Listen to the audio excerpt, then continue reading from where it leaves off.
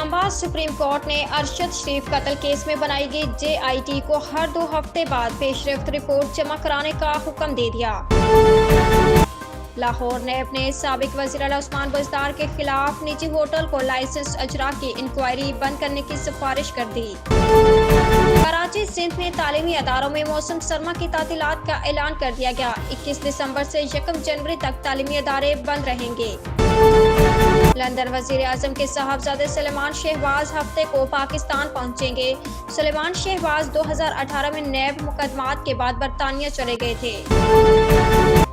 ایران میں جاری مظاہروں پر حکومتی تشدد پر سپریم لیڈر آیت اللہ خامنہ ای کی بہن بدری حسینی بھی اپنے بھائی کے خلاف میدان میں آ گئی ہیں۔